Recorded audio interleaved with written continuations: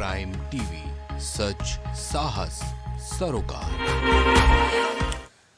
नमस्कार, शाम के 4 बज चुके हैं, वक्त हो चला है 4 बड़ी खबरों का। मैं हूं आपके साथ रामकृष्ण शुक्ला। शुरुआत बड़ी और अहम खबर के साथ। प्रधानमंत्री नरेंद्र मोदी आज एक बार फिर से काशी के दौरे पर पहुंच रहे हैं। दरअसल बीते एक हफ्ते में उनका दूसरा वाराणसी दौरा है। इससे पहले पीएम मोदी काशी में रोड शो करने के बाद नामांकन दाखिल करने के लिए वहां पहुंचे थे और आज पीएम मोदी एक बार फिर से वाराणसी के 2 दिवसीय दौरे पर होंगे। वहीं काशी पहुंचने के बाद पीएम वाराणसी के संपूर्णानंद संस्कृत विश्वविद्यालय में मातृशक्ति सम्मेलन कार्यक्रम में शिरकत करेंगे, जहां 25,000 महिलाओं को उनके द्वारा संबोधित किया जाएगा। तो देखिए, पूर्वांचल में मोदी मैजिक चलाने को लेकर ये कवायद चल रही है और इसी के तहत तो नरेंद्र मोदी एक बार फिर से काशी में पहुंच रहे हैं। 2 दिवसीय उनका ये काशी का दौरा जो आज से शुरू हो रहा है। इससे पहले वो काशी में पहुंचे हुए थे 13 और 14 मई को, जहां पर उन्होंने रोड शो किया था और इसके अलावा नामांकन भी दाखिल किया था। भारी हुजूम के बीच में वो नामांकन दाखिल करने पहुंचे थे और रोड शो भी उन्होंने 13 मई को किया था। लाखों की पब्लिक मौजूद थी नरेंद्र मोदी के बीते काशी दौरे को लेकर। और देखिए, जैसे जैसे चुनाव करीब आ रहा है काशी का, वैसे वैसे नरेंद्र मोदी अपने चुनावी प्रचार कार्यक्रम को और आगे बढ़ा रहे हैं। और बीते चुनावी कार्यक्रम के दौरान उन्होंने नामांकन किया था और इसके साथ ही रोड शो भी किया था, लेकिन अब वो यहाँ पर जनसभा को भी संबोधित करेंगे और इसके अलावा महिलाओं से जुड़े एक कार्यक्रम में भी शिरकत करेंगे।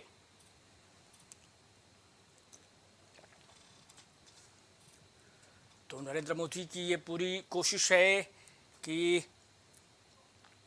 भगवा में इस पूरे पूर्वांचल को बनाया जाए। पूर्वांचल में अब ये रण जो है वो पहुंच रहा है। अवध और बुंदेलखंड के इलाकों में चुनाव हो चुका है। ऐसे में अब कोशिश यही है कि पूर्वांचल में जैसे ये चुनाव आगे बढ़ रहा है वैसे वैसे प्रचार को भी गति दी जाए और गति भी इस तरीके से दी जाए कि नरेंद्र मोदी जब आज काशी में एक बार फिर से पहुंचेंगे तो न सिर्फ भगवा में काशी नजर आएगी, बल्कि साथ ही साथ बाबा भोले की नगरी में नरेंद्र मोदी के जयकारे होंगे। 400 पार के नारे जो हैं वो एक बार फिर से गूंजते हुए नजर आएंगे, सुनाई देंगे।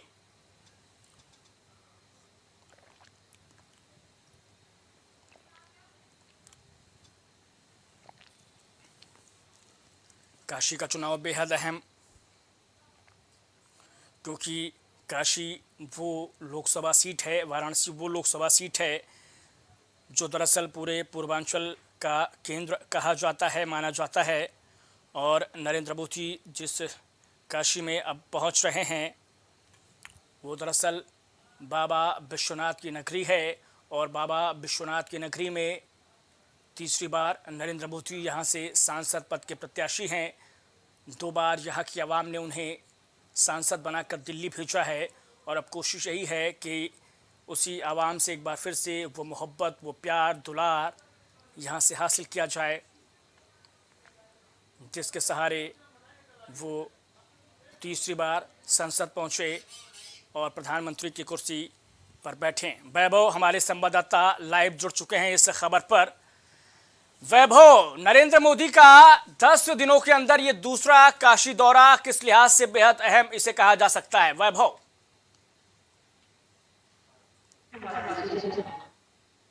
चुने जाते हैं और लगातार वो वहाँ पे जनसभा कर रहे हैं। कहीं ना कहीं वो अपने पक्ष में वोट मांगने का काम कर रहे हैं और प्रधानमंत्री मोदी काशी में बहुत ही पॉपुलर नेता माने जाते हैं। इसका कहीं ना कहीं इंडिया गठबंधन में अखिलेश यादव भी इसका कहीं ना कहीं बखान करते हुए सामने आते हैं। अखिलेश यादव ने भी अभी हाल ही में अपने बयान में कहा था कि काशी को कहीं ना कहीं उन्होंने क्योटो कहते हुए कहा था कि क्योटो के लिए पगड़ी टक्कर देखने को सामने आएगी। बाकी जो बची हुई 79 सीटें हैं वो जीत जाएंगे। तो कहीं ना कहीं वाराणसी उसके लिए कठिन टक्कर मानती हुई सामने आ रही है।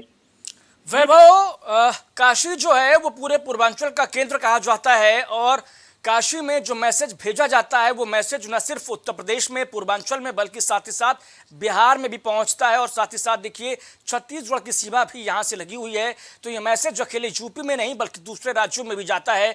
तो इसका कितना असर हमें चुनाव में देखने को मिलेगा, और चूंकि वाराणसी में जो चुनाव है वो आखिरी चरण के तहत में है, ऐसे में क्या ये चुनाव प्रचार जो है वो नरेंद्र मोदी का आखिरी चुनाव प्रचार होगा चुनाव से पहले क्या?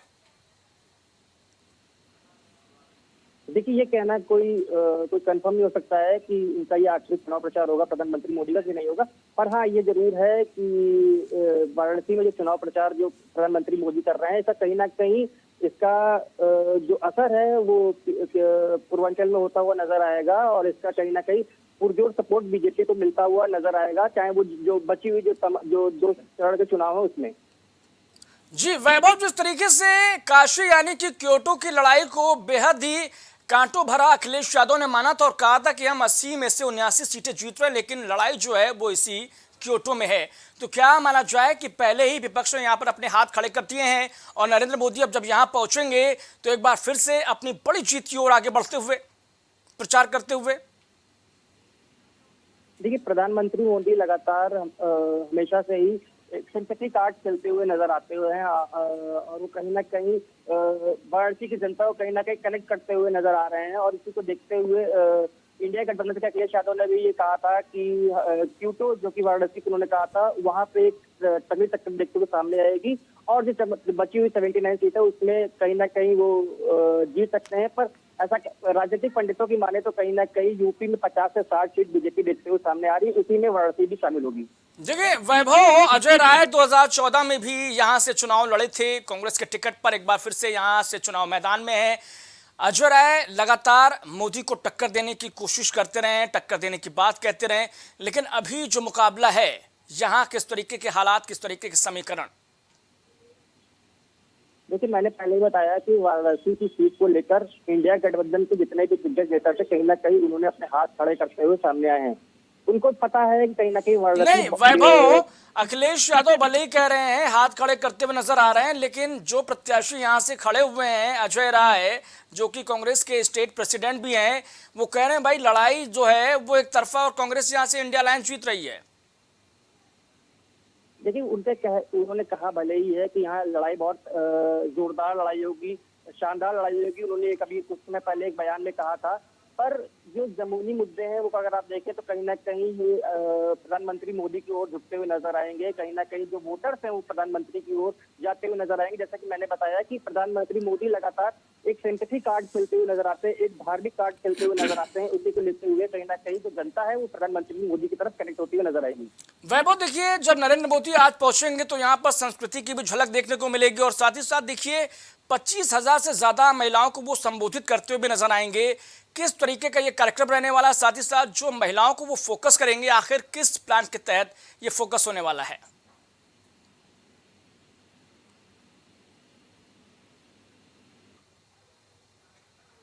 वैभव, आवाज पहुंच रही है? ठीक है, वैभव के साथ हमारा संपर्क टूट गया है। फिलहाल हम दोबारा आपसे संपर्क करने की कोशिश करेंगे। बहरहाल के लिए बहुत शुक्रिया, धन्यवाद।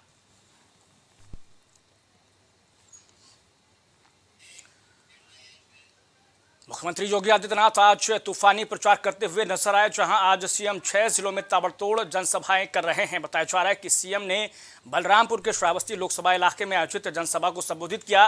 साथ ही सीएम ने संत कबीरनगर, डुमरियागंज, बस्ती में भी जनसभाएं की है, जहां उन्होंने विपक्ष पर जमकर निशाना साधा। वहीं देर शाम को सीएम वाराणसी में प्रधानमंत्री के साथ महिला सम्मेलन में शामिल होंगे। 400 पार, जब 400 पार की बात जनता जनार्दन के मुंह से निकलती है तो समाजवादी पार्टी और कांग्रेस का जो ये इंडी गठबंधन है, इन सबको चक्कर आने लगता है। इनको मुसलमानों की चिंता थी, इन गरीबों की चिंता नहीं थी। आज जब ये लोग सत्ता से बेदखल कर दिए गए हैं, अब छटपटाहट है इन लोगों में और इस छटपटाहट का जवाब फिर आपके पास है। और जवाब आपके पास है, जिन लोगों ने आपको विकास के लिए तरसाया था, जिन लोगों ने पानी के लिए तरसाया था, जिन लोगों ने बलरामपुर को एक पिछड़ा जनपद बनाया था, अपने वोट से उनकी जमानत जब्त करने का काम आप करवाइए। करेंगे करेंगे। संवाददाता फोन लाइन पर हमारे साथ जुड़ चुके हैं। अभिनव, छठे चरण की जो तैयारियां हैं वो उसे अमली जामा पहनाते हुए योगी आदित्यनाथ और आज जिस तरीके से डुमरियागंज हो, बस्ती हो, श्रावस्ती हो या फिर देखिए संत कबीर नगर हो, तमाम जिलों में उन्होंने जनसभाएं की हैं, सीटों पर जनसभाएं की हैं और उनका मैसेज एक ही है, 400 पार का नारा और साथ ही साथ विपक्ष को आड़े हाथ लेना। अभिनव, बिल्कुल, देखिए सीएम योगी आदित्यनाथ आज छठे चरण के मतदान के लिए जो मतदान होना है उसके लिए 6 सीटों पे जाके सीएम योगी आज प्रचार करते हुए नजर आ रहे हैं।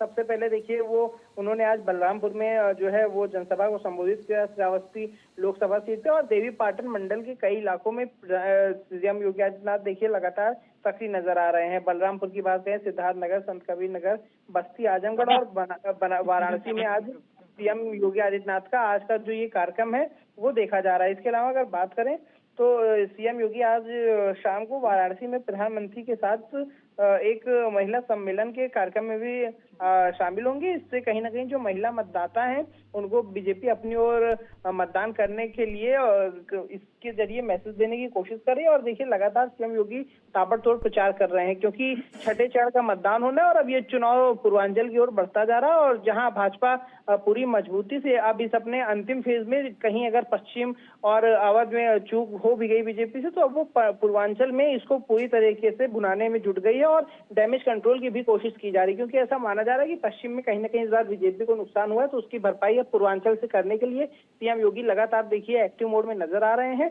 और इसी के क्रम में वो लगातार सुबह से आज तमाम जिलों के दौरे पे दिखाई दे रहे हैं। जी अभिनव, जो चुनाव पश्चिम से शुरू हुआ था वो पूर्वांचल की ओर बढ़ता हुआ नजर आ रहा है। आज जो कि नरेंद्र मोदी के साथ जिस काशी में मौजूद होंगे, महिला कार्यक्रम में शिरकत करेंगे, आखिर किस तरीके का वो कार्यक्रम रहने वाला है और आखिर क्यों 25,000 से ज्यादा महिलाओं को उस कार्यक्रम में हिस्सेदार बनाया गया है, आखिर इसके पीछे क्या रणनीति हो सकती है अभिनव?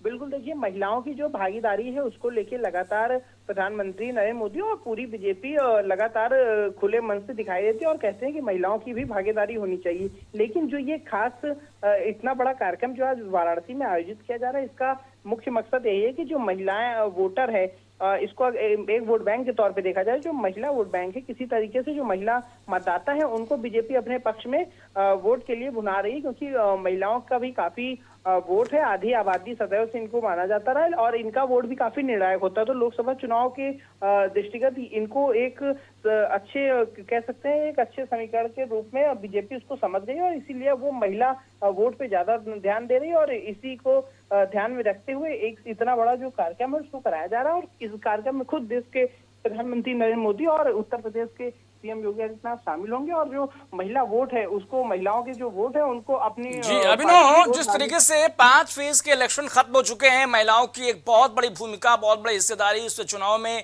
और समाज में भी नजर आती है, लेकिन फिलहाल इन 5 फेजेस में किस तरीके का महिलाओं का वोटों के लिहाज से योगदान आपको दिखा अभी तक अभिनव?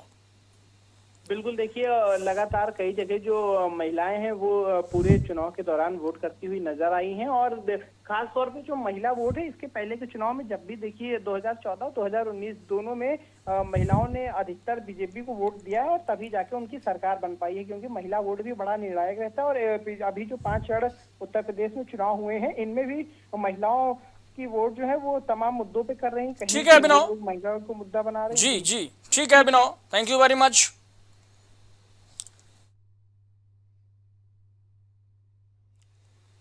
आजमगढ़ के लालगंज में अखिलेश यादव की रैली में जमकर हंगामा देखने को मिला। बताया जा रहा है कि आजमगढ़ के लालगंज में अखिलेश जनसभा को संबोधित करने पहुंचे थे, जहां सपा कार्यकर्ताओं ने पुलिस से धक्का मुक्की की। इसके बाद पुलिस ने कार्यकर्ताओं पर लाठियां भांजी हैं।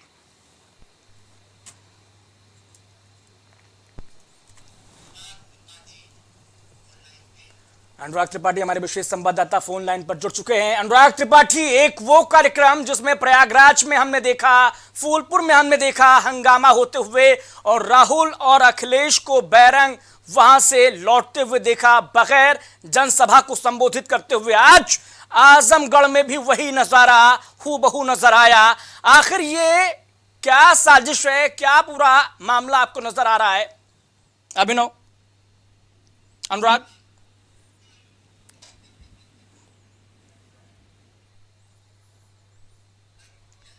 संपर्क टूट गया है अनुराग त्रिपाठी के साथ, लेकिन हम फिर से संपर्क साधने की कोशिश करेंगे। लेकिन देखिए, बीते दिनों एक वो तस्वीर हमने देखी थी जब प्रयागराज के फूलपुर में पहुंचे थे अखिलेश यादव और राहुल गांधी। वहां पर हमने देखा कि मंच पर जैसे ही दोनों बड़े लीडर्स पहुंचते हैं, कार्यकर्ताओं का, समर्थकों का हुजूम जो है वो बैरिकेडिंग तोड़ता हुआ उनके पास पहुंच जाता है, स्टेज के पास पहुंच जाता है और वहां से उन्हें बैरंग लौटना पड़ता है बगैर जनसभा को संबोधित किए हुए। और आज भी आजमगढ़ से कुछ वैसी ही तस्वीरें, बल्कि यह कहिए कि उससे कहीं ज्यादा खतरनाक तस्वीरें सामने आई हैं। अनुराग त्रिपाठी से एक बार फिर से हमने संपर्क करने की कोशिश की और संपर्क देखिए हो भी गया है। अनुराग, ये किस तरीके का आलम नजर आ रहा है कि नेता अपने जनसभा को संबोधित करने जाते हैं, लेकिन देखिए होता क्या है कि पुलिस को लाठियां भाजनी पड़ती हैं। देखिए राम, खास तौर पे आप देख रहे होंगे अखिलेश यादव की जो जनसभाएं हैं उनमें ये हम देख रहे थे फूलपुर में भी इस तरह घटना सामने आई थी जहां पर भगदड़ जैसी स्थिति थी, बैरिकेडिंग तोड़ दी गई थी और वैसा ही आज सिचुएशन यहाँ पे दिखाई दी है लालगंज में। तो प्रशासनिक जो इंतजाम होने चाहिए थे वो नहीं थे और जिसकी वजह से ये सब दिक्कतें आ रही हैं। और इंडिया गठबंधन की जो रैलियां हैं प्रशासन भी नहीं भाग पा रही है कि आखिर उसमें कितना जनसैलाब उमड़ेगा। जो बैरिकेडिंग की जा रही है, जो बातचीतियां लगाई जा रही है, उससे कंट्रोल करने की कोशिश जरूर की जा रही है, मगर उससे रुकती नहीं है दिख रही है। क्योंकि बेकाबू भीड़ होती है तो उससे धक्का मुक्की भी होती है और धक्का मुक्की के बाद फिर पुलिस को भी कार्रवाई करनी पड़ती है, क्योंकि जिस तरह से एक दूसरे के ऊपर लोग गिरने लगते हैं या कार्रवाई करने की नौबत आ जाती है, उसका लाठीचार्ज जैसे यहाँ पे सीन दिखाई देता है। फूलपुर में जरूर जिस तरह से इस तरह की धक्का मुक्की के बाद और लोगों में भी भगदड़ मच गई थी, वहां पे जनसभा नहीं हो पाई थी। लेकिन इस जनसभा में आज लालगंज में अखिलेश यादव ने जरूर जनसभा की है, लोगों को रोकते हुए, और ये भी कहा है कि जिस तरह से आपस में भीड़ भाड़ के बीच में लोग धक्का मुक्की आपस में कर रहे हैं वो ना करें और उनकी जो जनसभा में लोग आए हैं उनको सुने कि वो किस तरीके से इंडिया गठबंधन के लिए आगे प्रचार कर रहे हैं। और वो सब चीजें आज देखने को मिली है। और जिस तरह से समाजवादी पार्टी के जो मुखिया हैं अखिलेश यादव, उन्होंने विपक्ष को आने यहाँ पे बुलाया है, साफ तौर पर ये कहा है कि विपक्ष उनकी रैलियों को सफल नहीं होने दे रही है। जी। सेम बात ये भी है कि आजमगढ़ में ही जिस तरह से सीएम योगी भी थे और जिस तरह से अखिलेश यादव की जनसभा थी, तो ये दिखाई देता है प्रशासन के भी हाथ पांव खुले रहते हैं कि सरकार जिसकी है उस पार्टी विशेष के लिए सारे इंतजाम हो रहे हैं और इंडिया गठबंधन के लिए इंतजाम कहीं ना कहीं कम होते दिखते हैं, जिसकी वजह से ये सब परिस्थितियां सामने हैं। लेकिन ये हादसे को दावत देने वाली बात है कि जनसभा में जिस तरह से भीड़ उमड़ती है उसको लेकर के तमाम तरह के जो प्रयास हैं जो किए जाने चाहिए। क्या ये सोची समझी साजिश के तहत भी हो सकता है क्या? देखिए, सोची समझी साजिश जैसा तो अभी कुछ नजर नहीं आता है, लेकिन विपक्षियों को और जो समाजवादी पार्टी है उसको आपस में एक दूसरे के ऊपर तीर चलाने का मौका मिल गया है। अखिलेश यादव जरूर आरोप लगा रहे हैं कि जो शासन प्रशासन है वो उनकी रैलियों को सफल नहीं होने दे रहा है। जिस तरह से जनसमर्थन में समाजवादी पार्टी के लिए उमड़ी थी और जिस तरह से इंडिया गठबंधन मजबूत हो रहा है पिछले 5 जो चुनाव हुए हैं 5 चरणों में, तो साफ तौर से ये बात यादव द्वारा कही जा रही है कि प्रशासन को जो इंतजाम करने चाहिए जो उनकी रैली के लिए जनसभाओं के लिए वो नहीं दिखती है, जिसकी वजह से ये स्थितियां पैदा हो रही हैं। और जिस तरह से जनसैलाब वहां उमड़ता है उनकी जनसभाओं में, तो इस तरह से वो भी खुश हैं कि तमाम लोग उनका जनसमर्थन करने आते हैं, तो उनकी वोटों की तादाद लगातार बढ़ रही है। ये दावा भी उनके द्वारा किया जा रहा है कि इंडिया गठबंधन आगे जाकर के बीजेपी जो एनडीए है उसको कहीं ना कहीं पीडीए उस पर भारी पड़ जाएगी और जो उनकी सरकार है आगे लोकसभा चुनाव में आने जा रही है। तो इंडिया गठबंधन काफी उत्साहित है कि जनसभा में भीड़ उमड़ते हुए देखकर, लेकिन जिस तरह की परिस्थितियां यहाँ पैदा हो रही हैं उससे साफ तौर से कह सकते हैं कि जनसभा में जो तमाम लोग इकट्ठे होते हैं उनके साथ कभी कोई ना कोई बड़ी वारदात भी हो सकती है। देखिए अनुराग, भीड़ के उत्साहित होने की बात तो कही जा रही है कि बहुत ज्यादा संख्या में समर्थक पहुंचते हैं, लेकिन मुझे ये बतलाइए कि यहाँ पर नुकसान किसका होता है? क्योंकि जो नेता स्टेज पर पहुंचता है, कार्यक्रम को संबोधित करने के लिए पहुंचता है, वो आखिर में कार्यक्रम को देखिए संबोधित कर नहीं पाता, जो अपनी आवाज को पहुंचानी चाहिए वो पहुंचा नहीं पाता, तो नुकसान किसका है? बिल्कुल राम, जिस तरह से आप बात कर रहे हैं फूलपुर में तो जो जनसभा थी, इस तरह की भगदड़ जैसा जब माहौल आया तो जनसभा से पहले ही राहुल गांधी और अखिलेश यादव वहां से निकल गए थे। वैसी ही परिस्थितियां आज यहाँ पे देखने को मिल रही है लालगंज में। और लालगंज के जो सरायबीर जहाँ इलाका था जहाँ पर ये जनसभा होनी थी, तो अपनी बात करना चाह रहे हैं, जनसभा को संबोधित करना चाह रहे हैं, अपनी जो उपलब्धियां गिनाना चाह रहे हैं कि क्या कुछ इंडिया गठबंधन जो करना चाहता है, वो चीजें साफ नहीं हो पाते। ठीक है अनुराग, बहुत शुक्रिया हमारे साथ जुड़ने के लिए।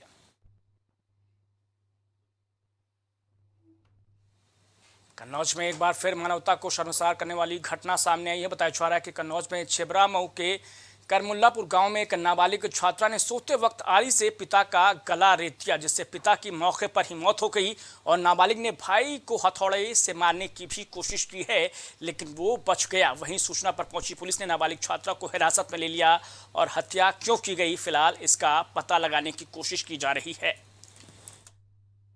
पहले तो पापा का किया है कि मेरे पास जब आई तो उसके पास हाथ में हथौड़ा था। पहले ये कौन है, ये जान आपके ही है क्या? हाँ? क्या हुआ फिर जब आज मेरे पास हाथ में हथौड़ा था, मतलब मैं जिम जाता हूँ, मेरा शरीर तंदुरुस्त है, ठीक है, पता चल जाएगा कौन क्या है मारने वाला है तेज से। तो उसको मैंने एकदम नीचे से गर्दन उसकी दबाई और नीचे किया, तब उसी वक्त उसने मेरे दांत से काटा और मैं तभी एकदम इतनी तेज चलाया कि मेरे जो मतलब मेरे घर का बिल्कुल पास में ताई घर है, ताई के घर से सब लोग आ गए। ये था मामला। अच्छा, मतलब पिता को जब मारा तो हथौड़ा था? हाँ, नहीं, पिता को मारा तब गर्दन में कट था, गर्दन में कट हथौड़े से थोड़ी ना था। फिर किस चीज़ से लग रहा है, किसी चीज़ से मारा तो अब वो आप पोस्टमार्टम करवाएंगे ना, उसी से पता चलेगा। हथियार कोई मिला आपको वहाँ जिस चीज़ से मारा हो? वो हथियार नहीं था वहाँ पर, कुछ नहीं डला, मतलब उसका आने सिर्फ हथौड़ा ही था? हथौड़ा था, मेरे लिए हथौड़ा था, पापा के लिए नहीं पता। थाना छिबरा मऊ ग्राम करमुल्लापुर से सूचना प्राप्त हुई कि एक व्यक्ति की हत्या हो गई है। मौके से ज्ञात हुआ कि उनकी नाबालिग लड़की द्वारा ही हत्या की गई है। उक्त प्रकरण में मुकदमा पंजीकृत कर अग्रिम विधिक कार्रवाई की जा रही है। एक अजयपाल सिंह नाम से लाया गया जो ब्रॉड डेड था यहाँ पर, जिसके गले में चोट का निशान था। उसके लिए हमने पीआई भिजवा के बाकी बॉडी मॉर्चरी में शिफ्ट करा दी। और कितने लोग घायल थे? और उसमें कोई घायल नहीं था। जो सिद्धार्थ लड़का था उसके कुछ निशान थे, बाकी ऐसे गंभीर रूप से कोई घायल नहीं। कन्नौज से हमारे संवाददाता राम ऋषि पांडे इस खबर पर ज्यादा जानकारी के साथ जुड़ गए हैं। राम ऋषि पांडे, 17 साल की एक लड़की उस वक्त अपने पिता को मौत के घाट उतार देती है जिस वक्त वो सो रहे थे, लेकिन आखिर सवाल ये कि आखिर इतना गुस्सा क्यों, इतना आक्रोश क्यों और किस गुस्से के वशीभूत होकर उसने ऐसा किया? क्या पूरी घटना है? देखिए आपको बता दें, पूरी घटना ये करमुल्लापुर गांव की है, जहां पर रात 1 बजे बेटी धारदार हथियार से पिता की हत्या कर देती है। उसके बाद दूसरे कमरे में जाती है, उसका भाई जो है कमरे में लेटा होता है, उसके ऊपर भी धारदार हथियार से हमला किया जाता है। हमला में वो भाई घायल नहीं होता है। हालांकि पुलिस को सूचना दी जाती है, पुलिस मौके पर पहुंच जाती है। पुलिस ने उस बेटी को हिरासत में ले लिया है। जी, हिरासत में ले लिया है, लेकिन क्या वजह निकल कर आ रही है इस हत्या की? देखिए, अभी मेरी एसपी अमित कुमार आनंद से बात हुई है, अभी इस मामले पर बोलने को तैयार नहीं है जी। अभी कोई भी बाइट उन्होंने नहीं दी है जी। परिवार में और आसपास के लोगों से आपकी बातचीत हुई होगी, क्या लग रहा है कि कोई आपसी कलह थी क्या यहाँ पर? परिवार से मेरी बात हुई है। परिवार के जो हम अभी गांव में पहुंचे थे, गांव के लोगों का कहना है कि इस पर जो है हम अभी बोल नहीं सकते, क्योंकि ये संदिग्ध मामला देखने को मिल रहा है। ये भी बताया जा रहा है किसी लड़के से कि ये लड़की का कोई भी संबंध पहले से चल रहा था जी।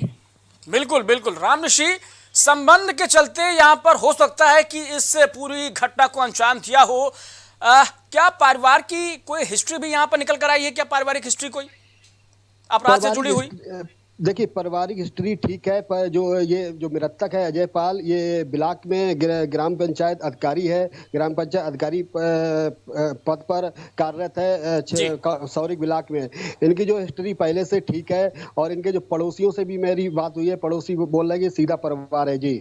जी, सीधा परिवार और पुलिस तहकीकात कर रही है, लेकिन यहाँ लड़की को हिरासत में लिया गया है, तो यहाँ पर क्या माना जाए कि क्या कब तक की ये बातें जो है वो सामने आ सकती हैं कि आखिर हत्या किस वजह से हुई? देखिए, हमने आपको बताया कि अभी जो है एसपी से सीओ से मेरी बात हुई है। उन्होंने बताया जैसे ही पूरी घटना की तहकीकात कर ली जाएगी और जो लड़की को हिरासत में लिया है उससे भी पूछताछ हो रही है और जो पुलिस गांव में पहुंची है, गांव के लोगों से भी पूछताछ कर रही है। हालांकि जैसे ही इस पूरे मामले पर जानकारी पुलिस को हो जाएगी, वैसे ही हम लोगों को, मीडिया को ये बता दिया जाएगी हत्या का कारण क्या है जी। ठीक है राम ऋषि पांडे, बहुत शुक्रिया हमारे साथ जुड़ने के लिए। तो देखिए, बेटी ने एक अपने अफसर पिता को मौत के घाट उतार दिया। उस वक्त जब वो नींद की आगोश में थे, तभी बेटी ने उन्हें हमेशा हमेशा के लिए मौत के गहरी आगोश में भेज दिया है। बेटी को हिरासत में लिया गया है, आरोपी बेटी को, और कहा यह जा रहा है कि बेटी का शायद किसी युवक के साथ प्रेम प्रसंग चल रहा था, जिसकी वजह से जो परिवार है उस पर एतराज़ जाहिर करता था, और इसी के बाद वो जो एतराज़ था वो दरअसल में इतना महंगा पड़ गया पूरे परिवार को कि एक बेटी ने सोते वक्त अपने पिता की तो हत्या कर ही दी, साथ ही साथ वो अपने भाई की भी हत्या करना चाह रही थी, लेकिन वो नाकाम साबित हुई है, नाकाम रही है। बहरहाल के लिए इतना ही, बने रहिए प्राइम टीवी के साथ।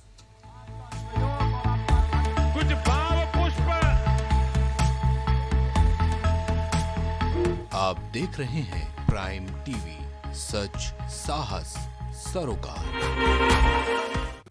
BabaSahebShadi.com ये पोर्टल वेबसाइट शादी विवाह के रिश्तों के लिए ये बहुत ही भरोसेमंद और बेहतरीन पोर्टल वेबसाइट है। अभी तक बहुत सारे लोगों ने इस पर भरोसा किया है और मनचाहा रिश्ता पाया है। ये पूर्णतः सुरक्षित है। आप आज ही अपना निशुल्क पंजीकरण कराएं और मनचाहा रिश्ता पाएं।